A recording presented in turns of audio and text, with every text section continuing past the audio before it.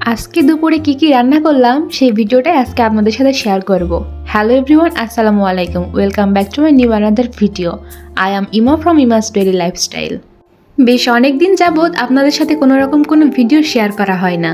শারীরিক অসুস্থতার কারণে ভিডিওগুলো করে রাখলেও কোনো রকম কোনো এডিটিং বা ভিডিওতে ভয়েস অ্যাড কোনোটাই করা হয়ে উঠছিল না।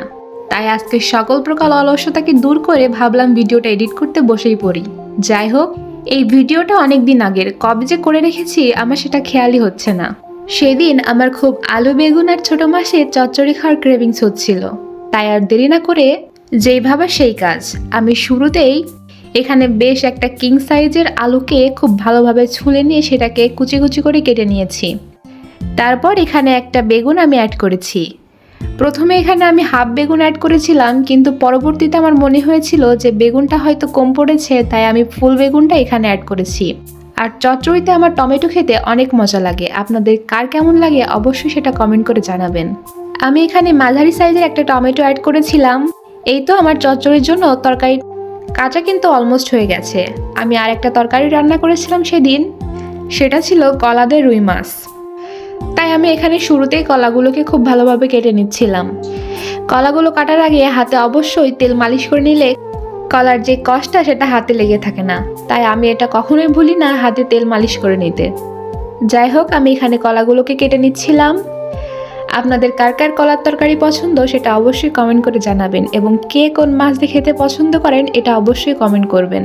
কলার তরকারিটা সবসময় হয়তো ইলিশ মাছ দিয়ে খেতেই মজা লাগে, কিন্তু যেহেতু ফ্রিজে ইলিশ মাছ ছিল না, তাই আমি এখানে রুই মাছটা দিয়ে রান্না করেছিলাম। এবার আমার চচ্চড়ি মাখানোর পালা। সবাই চচ্চড়ি মাখাতে জানেন, আমি খুব একটা প্রফেশনাল না, কিন্তু আমি যেভাবে বাসায় চচ্চড়িটা মাখাই সেটাই আপনাদের সাথে শেয়ার করব। আমার কিন্তু হাতে মাখা চচ্চড়িটা খেতেই বেশি মজা লাগে।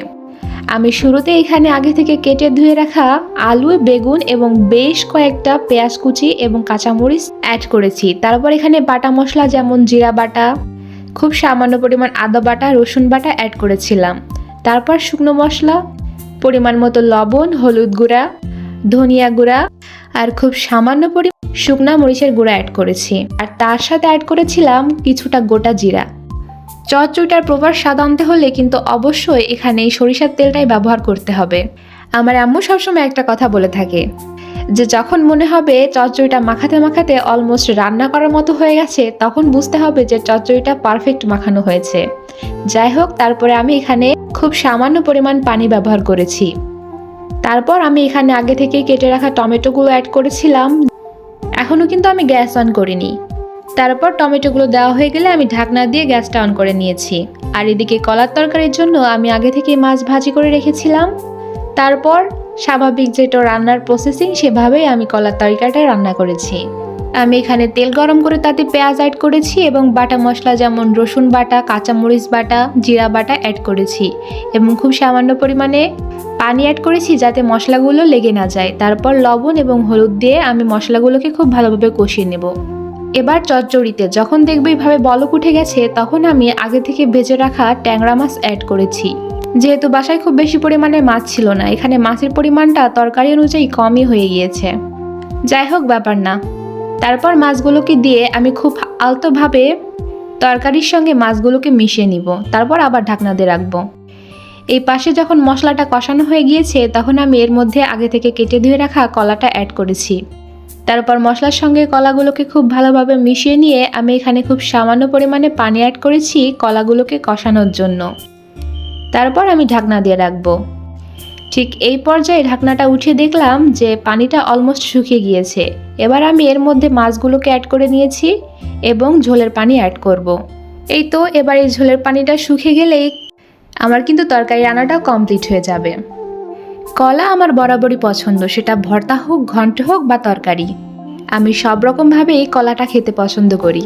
আপনাদের কার কার কাঁচা কলা পছন্দ সেটা অবশ্যই কমেন্ট করে জানাতে ভুলবেন না। এদিকে আমার চচ্চড়িটাও কিন্তু অলমোস্ট তৈরি হয়ে গিয়েছে।